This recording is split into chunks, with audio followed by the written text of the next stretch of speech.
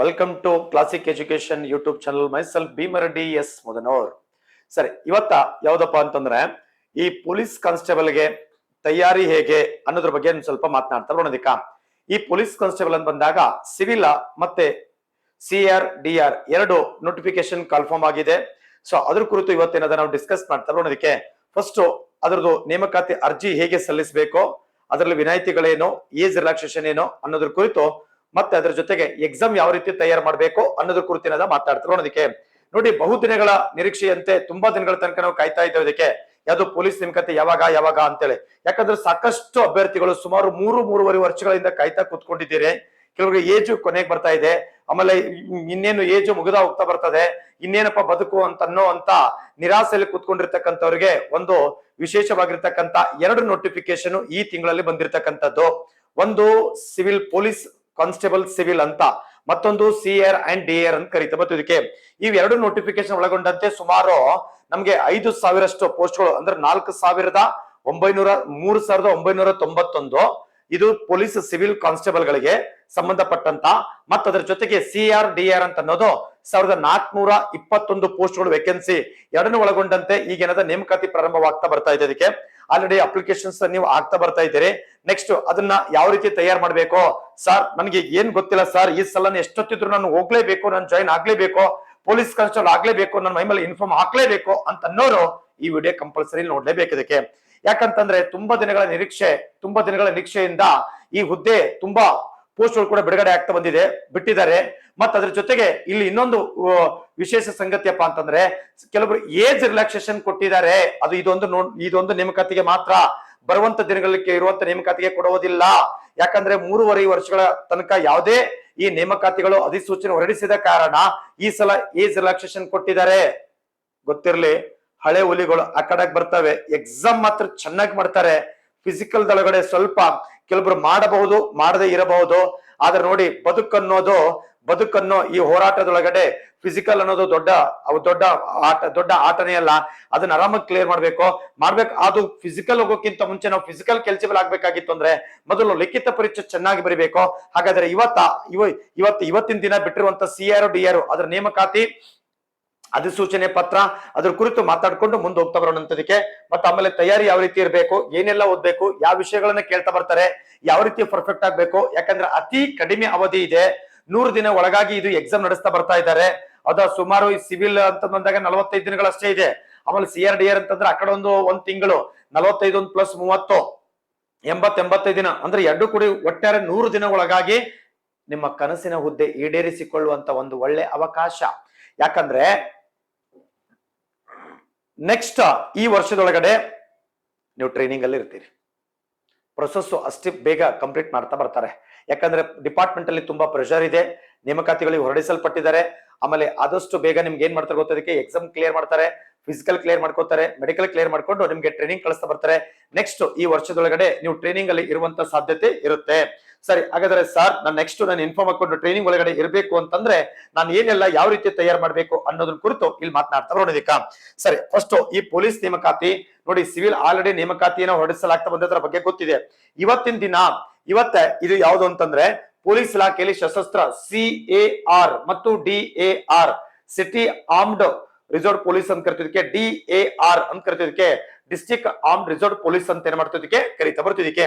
So police ಇಲಾಖೆಯಲ್ಲಿ ಸಶಸ್ತ್ರ police constable ಮಿಕ್ಕುಳಿದ ವೃಂದ ಖಾಲಿ ಹುದ್ದೆ ವಿವರಗಳ ಬಗ್ಗೆ ಇಲ್ಲಿ ಕೊಡ್ತಾ ಬಂದಿನದಕ್ಕೆ. ನೋಡಿ, ಸಶಸ್ತ್ರ ಪೊಲೀಸ್ ಕಾನ್ಸ್ಟೇಬಲ್ CAR&DAR ಅಂತ ಕರಿತಿದ್ದಕ್ಕೆ. ಸರಿ, ಇದ್ರ ನೋಡಿ ನಿಮ್ಗೆ ಇದನ್ನು ಕೂಡ ವೇತನ, ಸಿವಿಲ್ ಮತ್ತು ಇದ್ರದ್ದು ವೇತನ ಕೂಡ ಸೇಮ್ ಇದೆ. 37,500 ಹಿಡ್ಕೊಂಡು 76,100 ತನಕ ಈ ವೇತನದ ಈ ಮಧ್ಯದ ಶ್ರೇಣಿಯ ವೇತನವನ್ನು ನೀವು ಪಡ್ಕೊಳ್ತಾ ಬರ್ತೀರಿ ಇದಕ್ಕೆ. ಆಮೇಲೆ ಇಲ್ಲಿ ಹುದ್ದೆಗಳ ವಿವರ ಇಲ್ಲಿ 1,400, 1,421, 1421 ಇಷ್ಟು ಹುದ್ದೆಗಳು ಖಾಲಿ ಇದಾವೆ. ಹಾಗಾದ್ರೆ ಗೊತ್ತಿರಲಿ, ವಿಶೇಷವಾಗಿ ಈ CR-DR ಕೇವಲ ಪುರುಷರಿಗೆ ಮಾತ್ರ, ಸ್ತ್ರೀಯರಿಗೆ ಅಲ್ಲ. ಇದನ್ ಗೊತ್ತಿರ್ಲಿ. ಸರ್ ಹುಡುಗಿಯರ್ ನಾವೇನ್ ಮಾಡ್ಬೇಕು ಸರ್, ನೀವೇನ್ ಮಾಡ್ಬೇಡ್ರಿ, ಇದಕ್ಕಿಂತ ಮುಂಚೆ ನೋಟಿಫಿಕೇಶನ್ ಅದ, PC ಸಿವಿಲ್ ಅದಾವ, ಸಿವಿಲ್ ಚೆನ್ನಾಗಿ ಓದ್ಕೊಂಡು ನೀವು ಅದ್ರಲ್ಲಿ ಸೆಲೆಕ್ಟ್ ಆಗಿ. ಇದ್ರಾಗ ನಿಮ್ಗೆ ಇಲ್ಲ. ಯಾಕಂದ್ರೆ ಇದು ಏನ್ ಮಾಡ್ತಾ ಬರ್ತಾರೆ ಗೊತ್ತದಕ್ಕೆ, ಡಿಸ್ಟ್ರಿಕ್ಟ್ ಹೆಡ್ ಕ್ವಾರ್ಟರ್ ಅಲ್ಲಿ ಅಥವಾ ಸಿಟಿ ಹೆಡ್ ಕ್ವಾರ್ಟರ್ ಗಳಲ್ಲಿ ಈ ಪೊಲೀಸ್ ಗಳಿಗೆ ರಿಸರ್ವ್ಡ್ ಆಗಿ ಇಟ್ಕೊಳ್ತಾ ಬಂದಿರ್ತಾರ, ಅಲ್ಲಿ ಹೆಣ್ಮಕ್ಳಿಗೆ ಇಟ್ಕೊಳ್ಳಂಗಿಲ್ಲ. ಹಾಗಾಗಿ ಈ ಪೋಸ್ಟ್ ಅವ್ರಿಗೆ ಇಲ್ಲ. ನಿಮ್ಗೆ ಸಿವಿಲ್ ಇದೆ, ಆರಾಮ ಬೆಳಿಗ್ಗೆ ಬರ್ಬೇಕು, ಡ್ಯೂಟಿ ಮಾಡ್ಬೇಕು, ಹೋಗ್ಬೇಕು, ನಿಮ್ದು ಸಿವಿಲ್ ಅಲ್ಲಿ ಆರಾಮ್ ಡ್ಯೂಟಿ ತಕೊಳ್ಳಿ, ಇದ್ರಾಗ ನಿಮ್ಗೆ ಇಲ್ಲ ಆಯ್ತಾ. ಸರಿ, ನಮ್ಮ ಹುಡುಗರಿಗೆ ಇದೊಂದು ಸ್ವಲ್ಪ ಇಂಪಾರ್ಟೆಂಟ್, ಕರೆಕ್ಟ್ ಆಗಿ ನೋಡ್ಕೊಳ್ತಾ ಬನ್ನಿ. ಇಷ್ಟಾಯ್ತು. ಒಟ್ಟು ಹುದ್ದೆಗಳು 1421 ಹುದ್ದೆಗಳದಾವ. ಸರಿ, ನೆಕ್ಸ್ಟ್ ಸಶಸ್ತ್ರ ಪೊಲೀಸ್ ಕಾನ್ಸ್ಟೇಬಲ್ CRDR ಹುದ್ದೆಗಳ ವಿದ್ಯಾರ್ಹತೆ ನೋಡಿ. ಇಲ್ಲೊಂದು ಸ್ವಲ್ಪ ಇಂಪಾರ್ಟೆಂಟ್. ಲಾಸ್ಟ್ ಟೈಮ್ ನಮ್ಮ ಹುಡುಗರು ನಮ್ಮ ಕೋಚಿಂಗ್ ಸೆಂಟರ್ ಇಂದ ಸಾಕಷ್ಟು ಹುಡುಗರು ಕೂಡ ಸೆಲೆಕ್ಷನ್ ಆಗಿದ್ದಾರೆ. ಒಂದೇ ನೋಟಿಫಿಕೇಶನ್ ಅಲ್ಲಿ ನಮ್ಮಲ್ಲಿ ಒಂದು ಎಷ್ಟು ಬೇರೆ ಬೇರೆ ಡಿಸ್ಟ್ರಿಕ್ಟ್ ಅಲ್ಲಿ ಕುಡ್ಕೊಂಡು ಸುಮಾರು ಜನ ನಮ್ಮಲ್ಲಿ ಏನದ ಸೆಲೆಕ್ಟ್ ಆಗ್ತಾ ಬಂದಿರೋದಕ್ಕೆ ಸುಮಾರು 100 ರಿಂದ 150 ಜನ CR, DR ಮತ್ತು ಸಿವಿಲ್ 22, 23 ನಡೆಸಿರುವಂತಹ ಎಕ್ಸಾಮ್ ಗಳಲ್ಲಿ ನೋಟಿಫಿಕೇಶನ್ ಆಗ್ತಾ ಬಂತು. ಅದು ಲಾಸ್ಟ್ ಇಯರ್ 24 ಗೆ ಎಕ್ಸಾಮ್ ನಡೆಸುವಂತ ಆ ಟೈಮ್ ನಡೆಸಿರ್ತಕ್ಕಂಥ ಹಿಂದಿನ ಅಂದ್ರೆ ಈ ಹಿಂದಿನ ನೇಮಕಾತಿಯಲ್ಲಿ ಸುಮಾರು 150ಕ್ಕಿಂತ ಹೆಚ್ಚು ಅಭ್ಯರ್ಥಿಗಳು ನಮ್ಮ ಈ ಸಂಸ್ಥೆಯಿಂದ ಏನಾಗಿದೆ ಅದಕ್ಕೆ ಸೆಲೆಕ್ಷನ್ ಆಗಿ ಹೋಗ್ತಾ ಬಂದಿದ್ದಾರೆ ಅದಕ್ಕೆ. ಸರಿ, ಆಮೇಲೆ ಹೋದ್ ಸಲ ಆ CRDR ಕ್ವಾಲಿಫಿಕೇಶನ್ 10th ಇತ್ತು, ಆದ್ರೆ ಈಗ PUC ಕೊಟ್ಟಿದ್ದಾನೆ. 10th ಇಲ್ಲ, ಈಗ PUC ಕೊಟ್ಟಿದ್ದಾನೆ. PUC ಮತ್ತು ತತ್ಸಮಾನ ವಿದ್ಯಾರ್ಹತೆ ಅಂದ್ರೆ PUC ಆಗಿರ್ಬೋದು, IT ಆಗಿರ್ಬೋದು, ಡಿಪ್ಲೊಮಾ ಆಗಿರ್ಬೋದು, GOC ಆಗಿರ್ಬೋದು, ಅಥವಾ ಅದಕ್ಕೆ PUC ಗೆ ಈಕ್ವಲೆಂಟ್ ಆಗಿರ್ತಕ್ಕಂಥ ಯಾವುದೇ ವಿದ್ಯಾರ್ಥಿಗೆ ಸಂಬಂಧಪಟ್ಟಿರ್ತಕ್ಕಂಥದ್ದು ನೀವು CRDR ಅಪ್ಲಿಕೇಶನ್ ಹಾಕ್ಬಹುದು. ಇದ್ರ ಹಿಂದಿನ ನೋಟಿಫಿಕೇಶನ್ ಅಲ್ಲಿ ಹಿಂದಿನ ನೇಮಕಾತಿಯ ಆದೇಶ ಹೊರಡಿಸಿದಾಗ ಅಲ್ಲಿ 10ನೇ ಕ್ಲಾಸ್ ಅಂತ ಇತ್ತು, ಬಟ್ ಈಗ ಅದನ್ನ ತೆಗೆದು PUC ಮಾಡಿದ್ದಾನೆ. ಯಾಕಂದ್ರೆ ಏಜ್ ರಿಲ್ಯಾಕ್ಸೇಷನ್ ಕೂಡ ಕೊಟ್ಟಿದ್ದಾರೆ, PUC ಮಾಡಿದ್ದಾರೆ. ಇದಕ್ಕೆ ನಿಮ್ಗೆ ಸಿವಿಲ್ ಕೂಡ PUC, CRDR ಇದು ಕೂಡ PUC ಆಗ್ತಾ ಬಂದದೆ. PUC ಅಥವಾ ತತ್ಸಮಾನಗೆ ಸಂಬಂಧಪಟ್ಟಂತ ವಿದ್ಯಾರ್ಥಿ ಕೂಡ ಏನಿದೆ ಅದಕ್ಕೆ ಒಂದಿದೆ.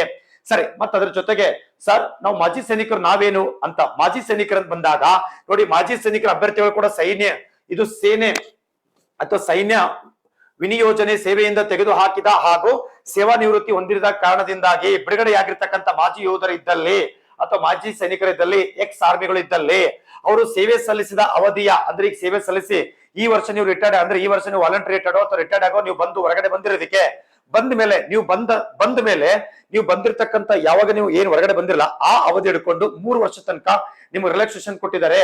ಅಥವಾ ರೀಸೆಂಟ್ ಬಂದಿರುವಂತವರಿಗೆ ನಿಮ್ಗೆ ಆಲ್ರೆಡಿ ಏನಾಗುತ್ತೆ ಗೊತ್ತಾ, ಈ ನೇಮಕಾತಿ ನಿಮ್ಗ ಬರ್ತದೆ. ಇದಕ್ಕೆ ಅಂದ್ರೆ ಅಲ್ಲಿ ನೀವು ಅವರು ಸೇವೆ ಸಲ್ಲಿಸಿದ ಅವಧಿಯ ಜೊತೆಗೆ ಹೆಚ್ಚುವರಿ 3 ವರ್ಷಗಳ ರಿಯಾಯಿತಿಯನ್ನು ಸೇವೆ ಸಲ್ಲಿಸತಕ್ಕಂಥ ಅವಧಿ ಮತ್ತು ಹೆಚ್ಚುವರಿ 3 ವರ್ಷ ಅವಧಿಯನ್ನು ಕೂಡ ನಿಮ್ಗೆ ನೀಡಲಾಗ್ತಾ ಬಂದದ.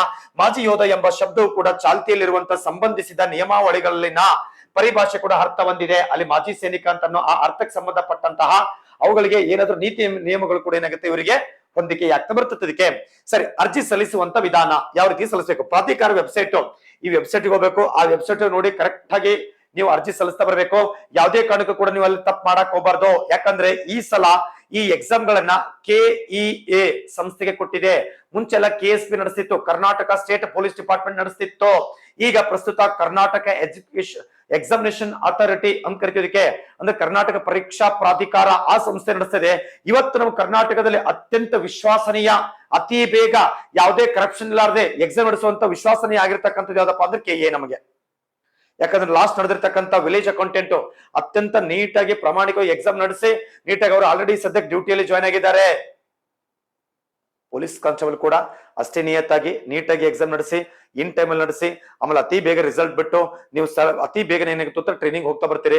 ತುಂಬಾ ದಿನಗಳ ತನಕ ಅದ ಬಕಪಕ್ಷಿ ಅಂತ ಕಾಯ್ಕೋತ್ ಕೂತ್ಕೊಂಡಿರ್ತೀರಿ, ತುಂಬಾ ಕಷ್ಟ ಇರ್ತದೆ.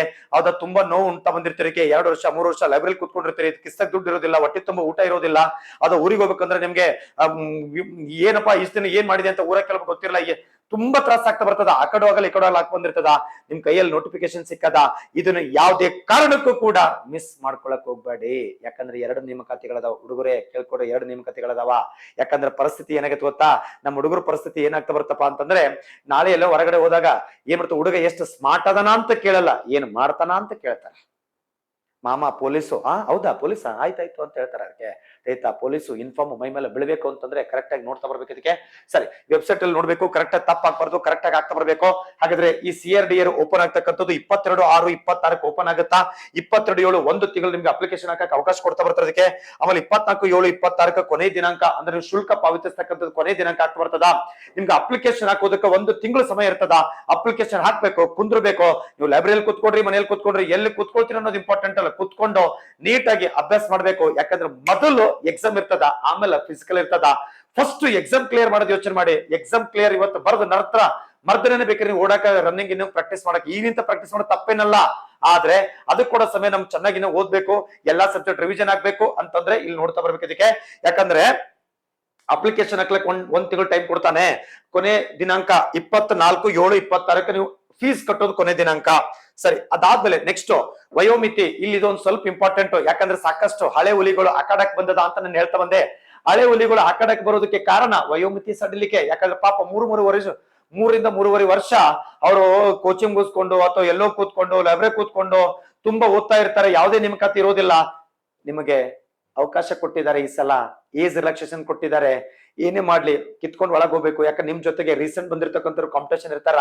ಹೌದಾ, ಕಾಂಪಿಟೇಷನ್ ನಮ್ಗೆ ಏನದ, ನನಗ್ ಬೇಕಾಗಿದ್ದು ಒಂದೇ ಪೋಸ್ಟ್. ಕಾಂಪಿಟೇಷನ್ ನಿಮ್ಗ 1421 ಪೋಸ್ಟ್ ಅದಾವಪ್ಪ ಅಂತಂದ್ರೆ ಕೋಟಿ ಜನ ಹಾಕ್ಲಿ, ನಮ್ಗೆ ಡಸಂಟ್ ಮ್ಯಾಟರ್. ನನಗ್ ಬೇಕಾಗಿದ್ದು ಒಂದೇ ಒಂದು ಪೋಸ್ಟ್.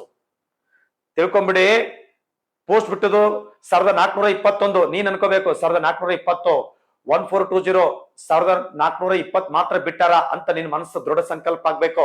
ಯಾಕೆ ಸರ್? ಒಂದು, ಅದು ನಿನಗಾಗಿ ಮೀಸಲಿಟ್ಟದ ಅಂತ ತಿಳ್ಕೊಬೇಕು, ಅದಕ್ಕೆ ಮಾಡ್ಬೇಕು, ಕಿತ್ಕೊಂಡು ಎದ್ದೋಗ್ಬೇಕು ಅಷ್ಟೇ. ಸರಿ, ಹಾಗಾದ್ರೆ ಇಲ್ಲಿ ವಯೋಮಿತಿ ಸಡಿಲಿಕೆ ಅಂದ್ರೆ ಅರ್ಜಿಯನ್ನು ಸ್ವೀಕರಿಸಲು ನಿಗದಿಪಡಿಸಿದ ಕೊನೆಯ ದಿನಾಂಕದಂದು ಕನಿಷ್ಠ ವಯಸ್ಸು 18 ತುಂಬಿರ್ಬೇಕು. 18 ತುಂಬಿ 18 ವರ್ಷ ಒಂದು ದಿನ ದಾಟಿರ್ಬೇಕು, ಅಥವಾ 18 ವರ್ಷ ಕಂಪ್ಲೀಟ್ ತುಂಬಿ 19 ರನ್ನಿಂಗ್ ಇರ್ಬೇಕು. ಸರ್ ನನ್ಗೆ 17 ವರ್ಷ 11 ತಿಂಗಳು 24 ದಿನ ಇದೆ ಸರ್, ಅರ್ಜಿ ಹಾಕಕ್ ಬರುತ್ತಾ? ಬರೋದಿಲ್ಲ ತಮ್ಮ, ಇನ್ನೊಂದು 4 ದಿನ ವೇಟ್ ಮಾಡ್ಬೇಕು ನೀನು. ಕಂಪ್ಲೀಟ್ ಇನ್ನು 18 ತುಂಬಿರ್ಬೇಕು. 18 ಕಂಪ್ಲೀಟ್ ಆಗಿ 18 ವರ್ಷ ಒಂದು ದಿನ ಅಥವಾ 18 ವರ್ಷ ಒಂದು ದಿನ, ಒಂದು ತಾಸಾಗ್ಲಿ 12 ಗಂಟೆಗೆ ನಿಂದು ಮುಗೀತು. ನೆಕ್ಸ್ಟ್ 1 ಗಂಟೆಗೆ ನೀನು ಅಪ್ಲಿಕೇಶನ್ ಹಾಕೋ, ರಿಸೀವ್ ಮಾಡ್ಕೊಳ್ತಾರೆ, ತೊಂದರೆ ಇಲ್ಲ. 17 ವರ್ಷ 11 ತಿಂಗಳು 29 ದಿನ ನಾಟ್ ಅಕ್ಸೆಪ್ಟೇಬಲ್, ಕಂಪ್ಲೀಟ್ ಆಗ್ಲೇಬೇಕು. 18 ಕಂಪ್ಲೀಟ್ ಆಗ್ಬೇಕು. 18 ಕಂಪ್ಲೀಟ್ ತುಂಬಿ 19 ರನ್ನಿಂಗ್ ಇರುವಂತವರು ಹಾಕ್ಬೋದು. ಇದಕ್ಕೆ ಕನಿಷ್ಠ ವಯಸ್ಸು 18 ಹಾಗೂ ತುಂಬಿರತಕ್ಕದ್ದು ಹಾಗೂ ಕೆಳಕಂಡ ಗರಿಷ್ಠ ವಯೋಮಿತಿ ಮೀರಿರಬಾರದು. ಕನಿಷ್ಠ 18 ವರ್ಷ ಮತ್ತು ಗರಿಷ್ಠ ಅವರು ಕೊಟ್ಟಿದ್ದಾರೆ. ಮಾತಾಡ್ತಾ ಬರೋಣ. ಇದಕ್ಕೆ ಕರ್ನಾಟಕ ಸರ್ಕಾರ ಆದೇಶದ ಸಂಖ್ಯೆ CRSUE ಅಂತ ಸಂಖ್ಯೆ ಕೊಟ್ಟಿದ್ದಾರೆ. ಇದಕ್ಕೆ ಅದು 262 ಮತ್ತು 2025 ದಿನಾಂಕ 29/1/2026 ನಿರ್ದೇಶಿಸಿರುವಂತೆ ಒಂದು ಬಾರಿಗೆ ಅನ್ವಯವಾಗುವಂತೆ ಗೊತ್ತಿರಲಿ. ನೋಡಿ, ಹಳೆ ಹುಲಿಗಳು ಅಖಾಡಕ್ ಬರ್ತಾರೆ, ನಿಮಗೆ ಚಾನ್ಸ್ ಸಿಕ್ಕುದು ಕೇವಲ ಒಂದೇ ಒಂದು ಬಾರಿ, ಗೊತ್ತಿರಲಿ. ನಿರ್ದೇಶ ಒಂದು ಬಾರಿಗೆ ಅನ್ವಯವಾಗುವಂತೆ ಗರಿಷ್ಠ ವಯೋಮಿತಿಯಲ್ಲಿ 5 ವರ್ಷ ಸಡಿಲಿಕೆಯನ್ನು ನೀಡಲಾಗಿದೆ.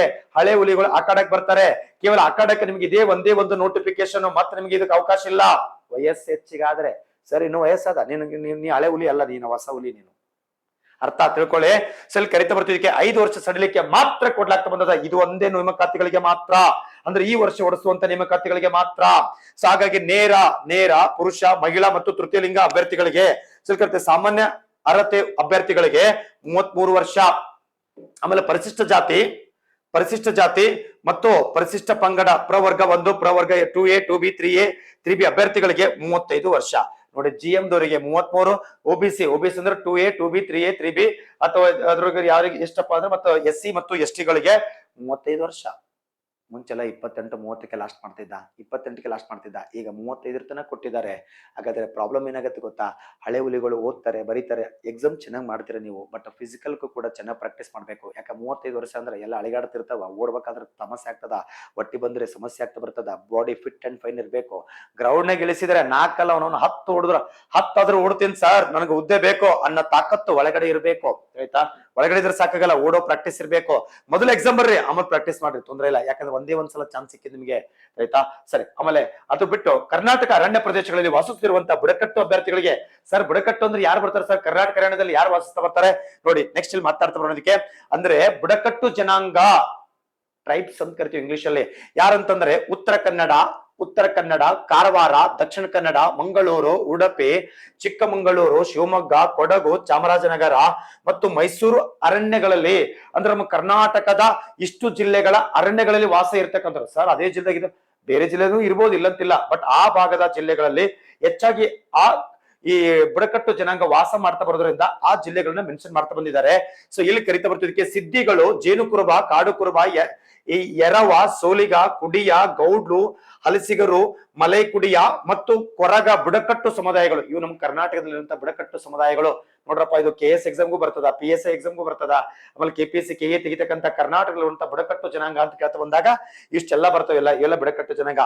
ಆಮೇಲೆ ಜೇನುಕುರುಬ ಇಲ್ಲಿ ಕರಿತೀವಿ, ಸೋಲಿಗ, ಜೇನುಕುರುಬ, ಸಿದ್ಧಿಯರು, ಇದು ಫೇಮಸ್, ತುಂಬಾ ಫೇಮಸ್. ಸಿದ್ಧಿ ಜನಾಂಗ ಅಂತಂದ್ರೆ ಇದಕ್ಕೆ ಸಿದ್ದಾಪುರ, ಈ ಕಾರವಾರ ಜಿಲ್ಲೆ ಅಥವಾ ಉತ್ತರ ಕನ್ನಡ ಜಿಲ್ಲೆ ಸಿದ್ದಾಪುರ, ಹೌದಾ, ಅಂಕೋಲಾ ಆ ಭಾಗದಲ್ಲಿ ಇವ್ರು ಜನ ಜಾಸ್ತಿ ಇದ್ದಾರೆ. ಇವರು ನೋಡೋದಕ್ಕೆ ಈ ರಿಂಕಲ್ ಹೇರ್ಸ್ ಇರ್ತದಕ್ಕೆ ಆ ಜನಾಂಗ. ಇವರಿಗೆ ಕೂಡ ಸಡಿಲಿಕೆ ಕೊಡ್ತಾ ಬಂದೈತೆ. ಇವರಿಗೆ ಎಷ್ಟು ಸಡಿಲಿಕೆ ಕೊಟ್ಟದಪ್ಪ ಅಂದ್ರೆ 38 ವರ್ಷ ಅದವ್ರಿಗೆ. ಅವರಿಗೆ 38 ವರ್ಷ ಕೊಟ್ಟಿದ್ದಾರೆ.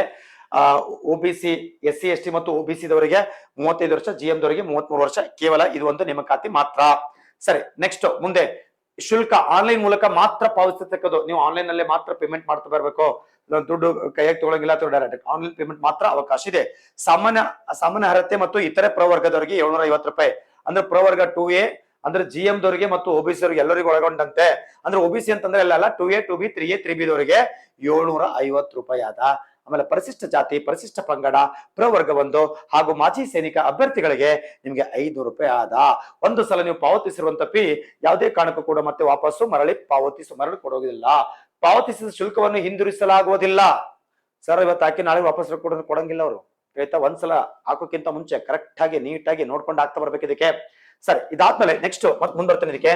ನೋಡಿ ಇಲ್ಲಿ ಪ್ರಶ್ನೆ ಪತ್ರಿಕೆ ಪಠ್ಯಕ್ರಮ ಅಂದ್ರೆ ಈ ಪ್ರಶ್ನೆ ಪತ್ರಿಕೆ ಹೇಗಿರ್ತದ, ಪಠ್ಯಕ್ರಮ ಹೇಗಿರ್ತದ, ಏನೇನೆಲ್ಲ ಚೇಂಜಸ್ ಆಗಿದೆ ಅಂದ್ರೆ ಈ ಸಲ ಪಠ್ಯಕ್ರಮ ಯಾವ ರೀತಿ ಕೊಟ್ಟಿದ್ದಾನೆ. ಯಾಕಂದ್ರೆ ಲಾಸ್ಟ್ KEA ದವರು ಈಗ ಫಸ್ಟ್ ನಡೆಸ್ತಾ ಇದ್ದಾರೆ, ಹಿಂದೆ KSP ದವರು ನಡೆಸ್ತಿದ್ರು. KSP Karnataka state police department ಅವರು ನಡೆಸ್ತಕ್ಕಂಥ ಪೊಲೀಸ್ ಕಾನ್ಸ್ಟೇಬಲ್ ಎಕ್ಸಾಮ್ ಗಳಲ್ಲಿ ಡೈರೆಕ್ಟ್ ಇಂಡೈರೆಕ್ಟ್ 30 to 40% ಅಷ್ಟು ಕ್ವಶನ್ಸ್ ಗಳು ರಿಪೀಟೆಡ್ ಆಗ್ತಿತ್ತು. ಈಗ ಆಗಬಹುದು, ಆಗದೇ ಇರಬಹುದು.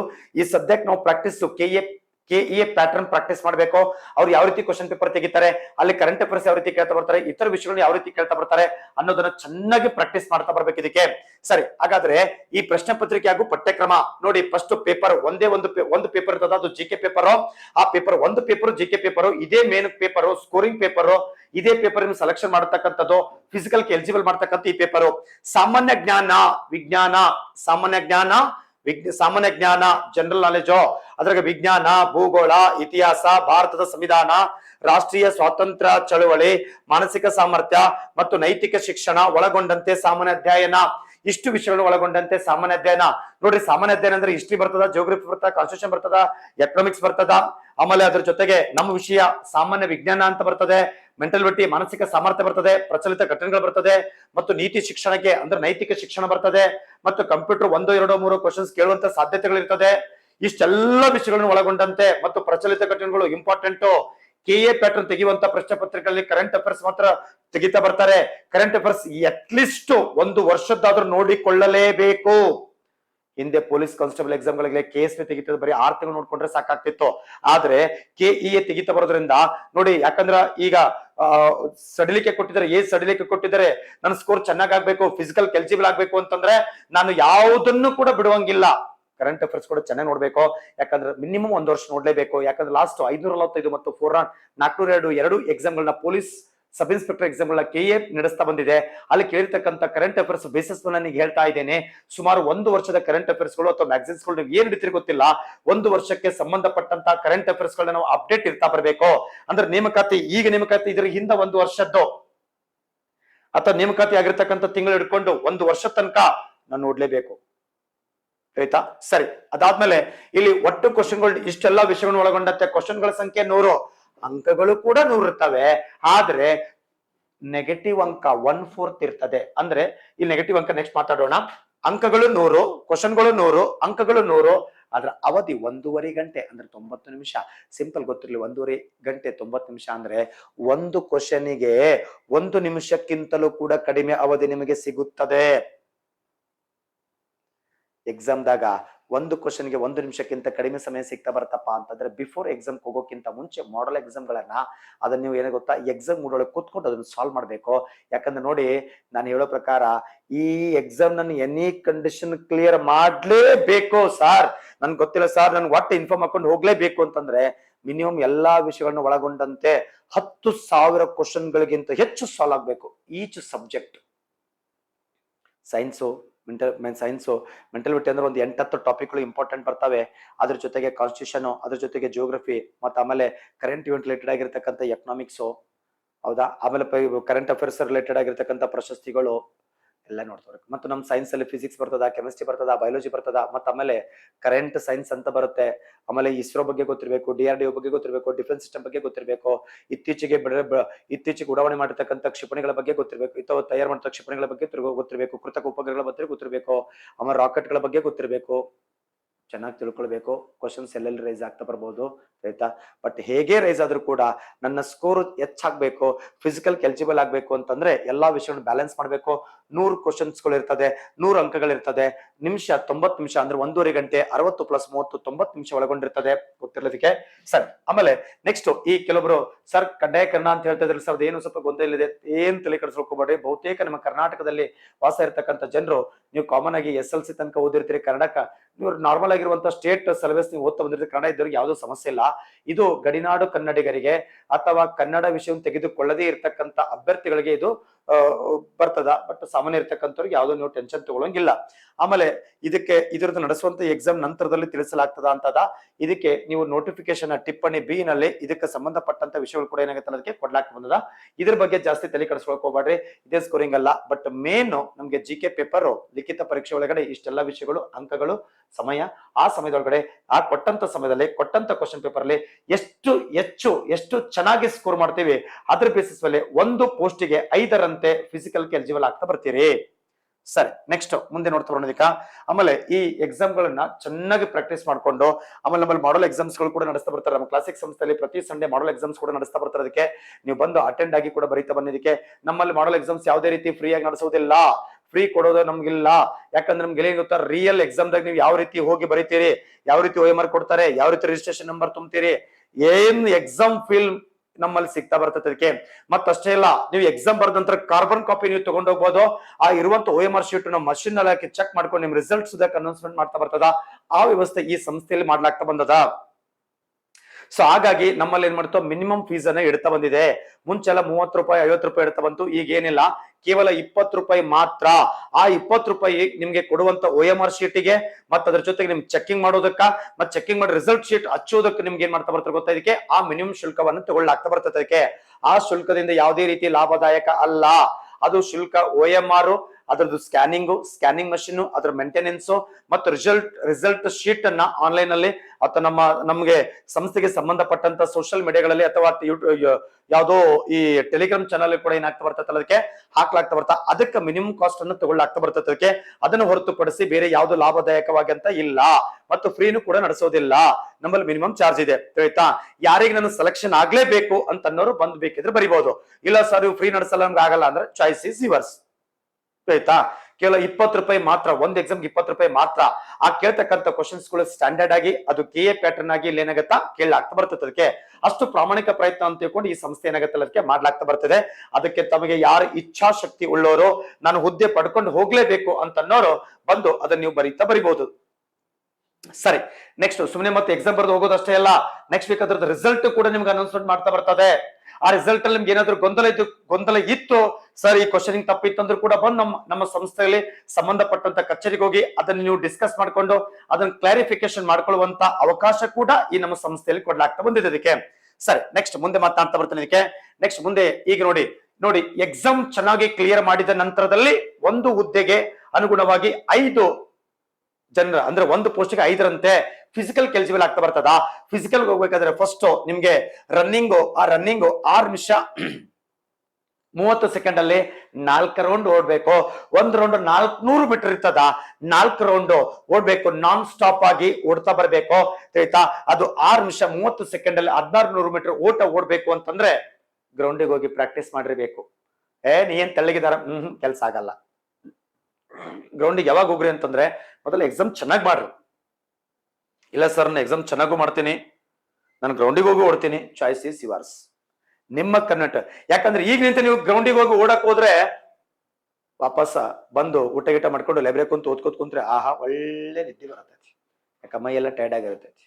ಫಸ್ಟ್ ಎಕ್ಸಾಮ್ ಚೆನ್ನಾಗಿ ಮಾಡಿ, ಎಕ್ಸಾಮ್ ಮುಗಿದ್ ಮರ್ದಿನನೇ ಓಡಕ್ ಸ್ಟಾರ್ಟ್ ಮಾಡಿ. ನನ್ನ ಪ್ರಕಾರ ಹೇಳ್ತಾ ಇದ್ದೀನಿ. ಮತ್ತೆ ನಿಮ್ಮ ಕನ್ವೆಂಟು ಮತ್ತೆ ನಿಮಗೆ ಯಾವ ರೀತಿ ಕನ್ವೆಂಟ್ ಆಗ್ತಾ ಬರ್ತದೋ ನಿಮಗ್ ಬಿಟ್ಟಂತ ವಿಷಯ. ಅದಕ್ಕೆ ಯಾಕಂದ್ರೆ ಫಸ್ಟ್ ನಾವು ಚೆನ್ನಾಗಿರ್ಬೇಕು, ಲೈಟ್ ಆಗಿ ಊಟ ಮಾಡ್ಬೇಕು, ಲೈಬ್ರರಿಗೆ ಹೋಗಿ ಕುತ್ಕೊಂಡೋಗ ಪುಸ್ತಕ ತೆಗೆದ ನಿದ್ದೆ ಬರಬಾರ್ದು. ಯಾಕಂದ್ರೆ ಆ ಪುಸ್ತಕದ ನಿದ್ದೆ ಬಂತು ಅಂದ್ರೆ ಕನ್ನಡಿ ಮುಂದೆ ಹೋಗಿ ನಿಂತ್ಕೊಂಡ್ರೆ ನಮ್ಮ ಇನ್ಫಾರ್ಮ್ ಕಾಣಿಸ್ತಾ ಬರ್ಬೇಕು, ಬಡದ್ ಎಬ್ಬಿಸ್ಬೇಕು. ಹುದ್ದೆ ಪಡ್ಕೋಬೇಕು ಅಂತಂದ್ರೆ ಸ್ವಲ್ಪ ನಿದ್ದೆ ಗಡಬೇಕು, ನಿದ್ದೆ ತಡಿಬೇಕು, ಹಗಲತ್ತೋಗಿ ನಿದ್ದೆ ಮಾಡೋದಲ್ಲ. ಹೌದಾ? ನೀವು ಇನ್ನು ಸಬ್ಜೆಕ್ಟ್ ಒಳಗೆ ಇನ್ವಾಲ್ವ್ಮೆಂಟ್ ಆಗಬೇಕು. ನಿದ್ದೆ ಬಂತಾ, ಕ್ವಶನ್ ಪೇಪರ್ ತಗೋ, ಹಳೆ ಕ್ವಶನ್ ಪೇಪರ್ ತಗೋ, ಸಾಲ್ವ್ ಮಾಡೋ. ಸಾರ್ ಕಡಿಮೆ ಟೈಮ್ ಅದು, ಸಾರ್ ಇಷ್ಟೆಲ್ಲ ವಿಷಯ ಹೆಂಗ್ ಕವರ್ ಮಾಡಬೇಕು? ತಮ್ಮ ನೀ ಏನ್ ಪೂರ ಏನ್ PhD ಮಾಡಕತ್ತಿಲ್ಲ ಇಲ್ಲಿ. ಏನ್ ಬೇಕು ಅಷ್ಟು ವಿಷಯಗಳನ್ನ ಆಗಲ್ಲ. ಹಳೆ ಕ್ವಶನ್ ಪೇಪರ್ ತೆಕ್ಕೋ, ಈ ಟೈಪ್ ಕ್ವಶನ್ಸ್ ಕೇಳ್ತಾ ಬರ್ತಾರ, ಅದನ್ನ ಚೆನ್ನಾಗಿ ಪ್ರಾಕ್ಟೀಸ್ ಮಾಡ್ಕೋ, ರಿವಿಷನ್ ಮಾಡ್ಕೋ. ಡೈಲಿ ನಿನ್ನಷ್ಟಕ್ಕೆ ನೀನೆ ಆಬ್ಜೆಕ್ಟಿವ್ ಟೈಪ್ ಕ್ವಶನ್ಸ್ ಸಾಲ್ವ್ ಮಾಡೋ. ಎಷ್ಟು ಆಬ್ಜೆಕ್ಟಿವ್ ಟೈಪ್ ಕ್ವಶನ್ಸ್ ನೀವು ಸಾಲ್ವ್ ಮಾಡ್ತಿರೋ ಅಷ್ಟು your mind will be trained, ನಿಮ್ ಮೈಂಡ್ ಟ್ರೈನ್ಡ್ ಆಗುತ್ತೆ. ಸೊ ಹಾಗಾಗಿ ಒಳ್ಳೆ ಅವಕಾಶ, ಕೇವಲ ಒಂದೇ ಒಂದು ಬಾರಿ ವಯೋಮಿತಿ ಸಡ್ಲಿಕ್ಕೆ ಕೊಟ್ಟಿದ್ದಾನೆ, ಕಿತ್ಕೊಂಡೆ ಅದು ಹೋಗ್ಬೇಕು. ಇದು ಮಿಸ್ ಆಯ್ತು, ಮುಗಿದವಾಯ್ತು.